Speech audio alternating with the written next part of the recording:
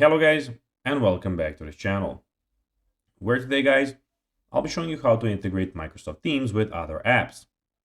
So guys, the first thing that you of course need to do is go to Google and download the Microsoft Teams application.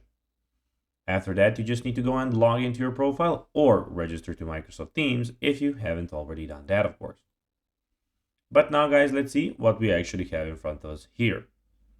So as you can see in the left side of the screen, we have the activity, the community, the chat, and the calendar. In the bottom left corner, we have the invite to Teams and the search bar in, of course, the top side of the screen. But now, guys, let's see how you can actually go and integrate Microsoft Teams with other apps. So, first of all, Microsoft Teams offers a variety of built-in apps for tasks like to-do lists, polls, file sharing. You can add these apps directly from the Teams interface.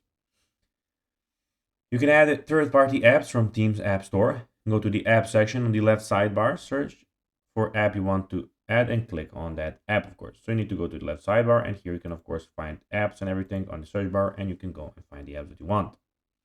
Integrate bots to automate repetitive tasks and workflow. You can create custom bots or use pre-built ones from the Teams App Store.